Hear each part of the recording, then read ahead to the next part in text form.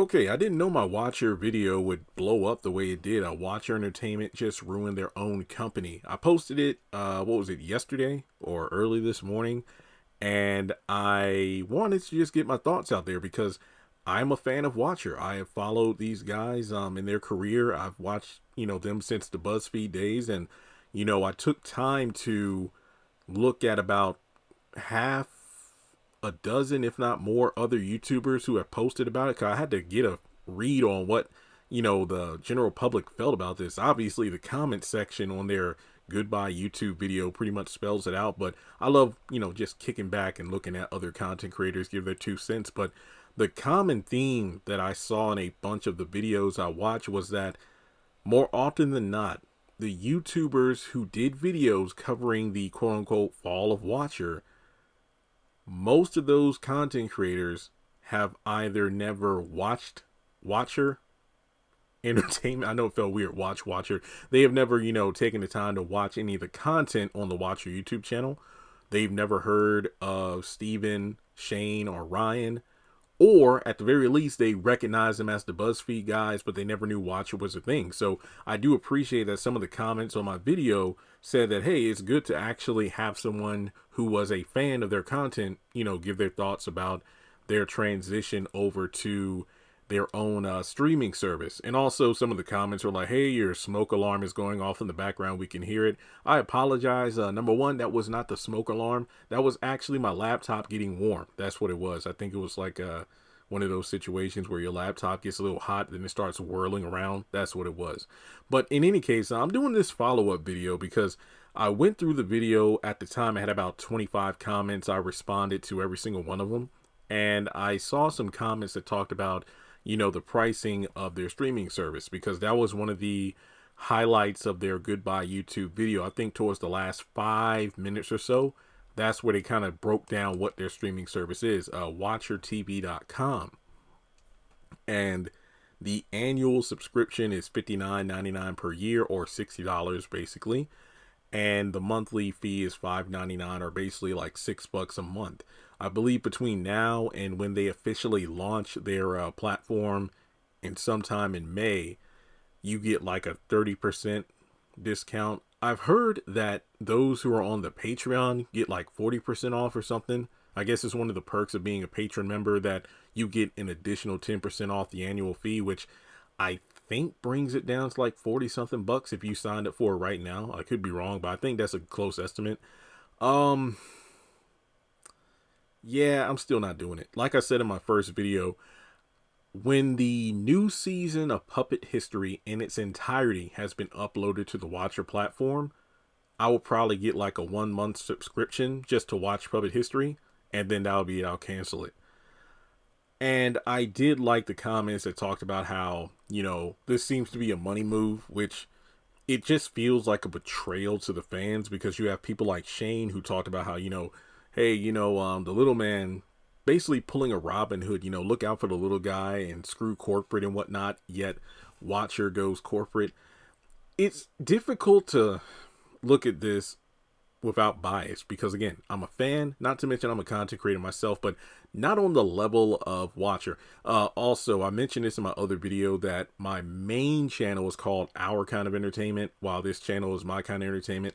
Long story short, my main channel got demonetized last year for a couple of months, but I was able to get the monetization back, and this was a backup channel I created. Hence why if you look through my back catalog, you'll see a bunch of Tyler Perry videos, because on my main channel I cover Tyler Perry content.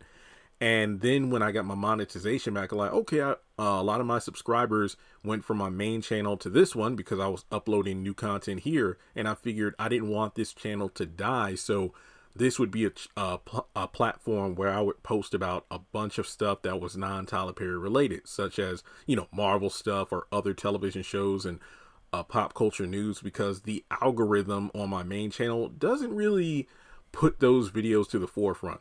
Hence why this video for Watcher is on this channel versus my channel that has about 280,000 subscribers. So when I say I can relate to, being a content creator with a lot of followers, that's the channel I'm referring to, not this one, because we're a little less than 10,000 subscribers and a little under 2 million views, but this channel is still alive, which I appreciate. Also, the first watcher video I did, I say blew up because, the channel has kind of been dead since I haven't been posting, big content on this one. So the watcher video getting as many views as it did in such a short amount of time, it caught my attention. But this video is something I wanted to make because after reading comments on the first one, a lot of people talked about the same thing, the money situation. But then the conversation kind of shifted gears when I was responding to another person's comment, the fact that Watcher, even though I believe it was Steven in the video who said they wanted to make the price to, low enough so anybody could afford it. And a lot of people felt like it was out of touch. Like, man, how dare you say not everybody can afford it. And I get that. I mean, money's tight. And I feel like people can afford it. Yeah, $5.99 a month is not bad. And look, like I said in my other video, I'm able to afford it, but that money could be used for something else. And even though Watcher does produce, or should I just say has a huge back catalog at this point, since they launched in 2020, they don't put out enough new content for me to actually be invested enough to want to watch the streaming platform, at least not monthly. But the question is, given that the prices now are $5.99 a month, $59.99 a month, or per year, do you think it is possible that the prices themselves could actually go up? I say yes, but here's the thing. I'm not rooting for the downfall of Watcher. Let me make that clear. I'm a fan of all these guys. I appreciate their hustle. I admire their ability to create a successful company in the midst of the pandemic. But realistically, will enough people sign up for their platform, the streaming service Watcher TV, to sustain the increased quality of production that they plan on doing? Because one of the quote unquote selling points for why they're doing what they're doing is to increase the production on Ghost Files, travel to Ireland and places outside of the country to film episodes. And Steven said that this new expansion meant that he could bring back his partners from the Worth It series to try a new series, which is the spiritual successor of Worth It. And the list goes on. I mean, like they said, we can't really do what we want to do here on YouTube. Like, we've kind of hit the ceiling of what YouTube allows us to do. And it's become more about pleasing the advertisers than making the content that we want. So we're going to take it and go to another platform, the one that we created. But the thing is, and look, I just don't feel like they gave a solid enough reason for why they're doing what they're doing. I get that they explained it, but to me, it's not, the math ain't mathin', because a lot of people have said the same thing. They have nearly 3 million subscribers on YouTube. Darn near all of their videos hit 1 million plus views. Their Patreon has 12,000 or so members with a variety of different tiers, and they're bringing in a lot of money from that. Yet it seems like I couldn't exactly, I've watched the Goodbye YouTube video 4 times. And like I said, I've watched at least a dozen people give their takes on the subject.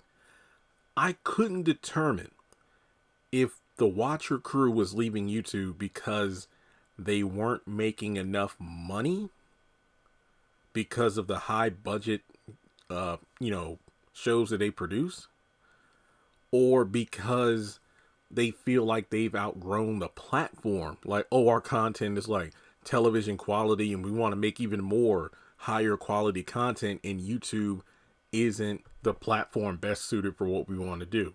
That's my thing. I couldn't really make heads or tails of it. And like I said, the change just came out of nowhere. The announcement came out of nowhere. There was no build up. Well, I mean, that one post about, we have a special announcement, but there was no poll or anything to gauge the audience. So I really I wish I could have been a fly on the wall in the room during whatever business meeting where they sat down and brought this to, the boys. I don't know. A lot of people say Steven is the one behind this. Other people say it could be CEOs or other people who probably came in and, gave them this advice. But if you look at that video, it doesn't seem like Shane and Ryan are fully invested in this idea.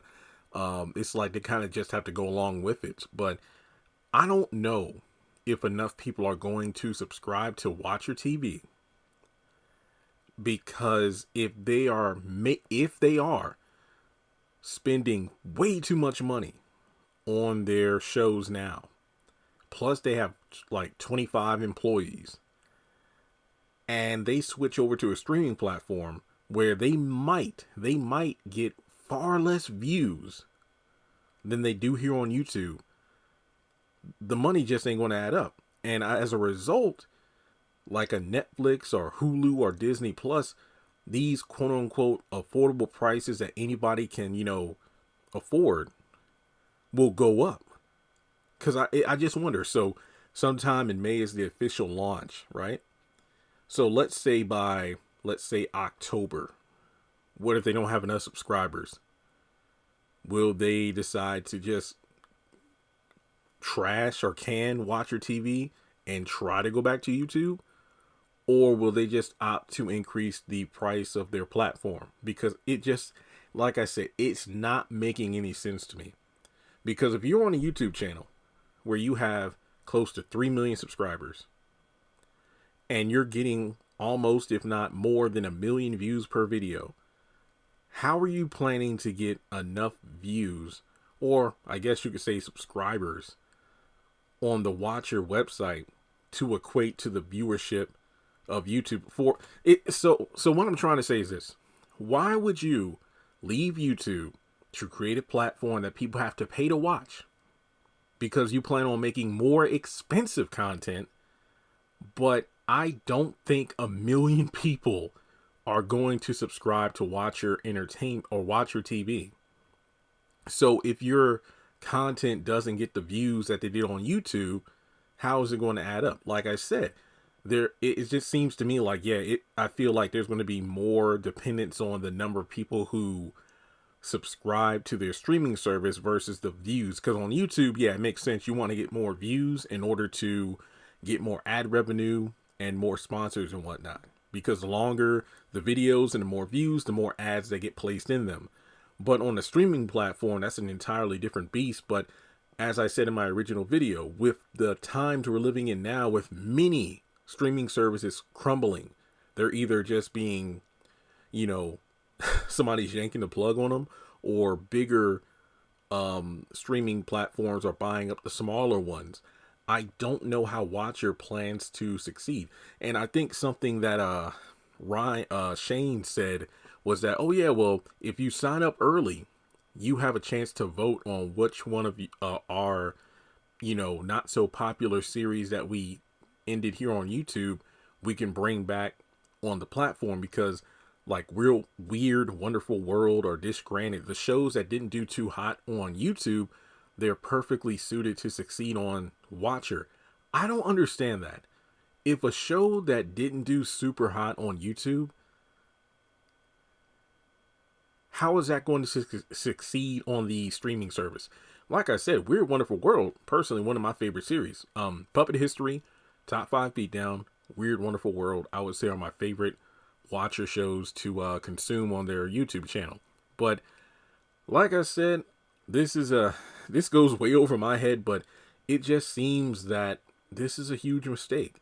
I would hate to see Watcher fall, but I mean, I guess if they end up failing because of this huge mistake, I guess it's better than like a scandal or something like that. Like the, what were the guys? I forgot.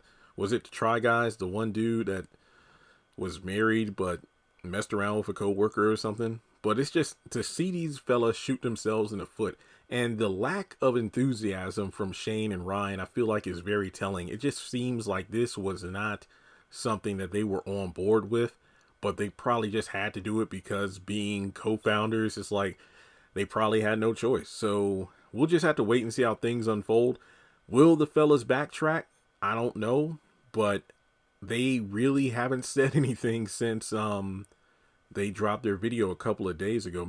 Maybe by the end of the month, they'll say something, but something tells me that we probably won't hear anything from them until after launch takes place next month. And if the subscriber number isn't high enough, they might have to backtrack. I think I read somewhere that their Patreon prices have actually went up, and that's supposed to take effect, sometime in the coming weeks. So I don't know. I mean, and also that's very telling. Why would you even still have the Patreon if you were going to the streaming platform? Because why would a person do the Patreon and the streaming service? Because it just seems to me that the streaming service should be like the pseudo Patreon. Like, hey, instead of paying the money you pay on Patreon, the content you're getting here, we're actually going to put it on the streaming platform. So basically, you're still getting your money's worth. So the money you're paying for the Patreon for exclusive content, go ahead and just put that towards the Watcher TV. Because guess what? That's where all of our content's going from this point forward.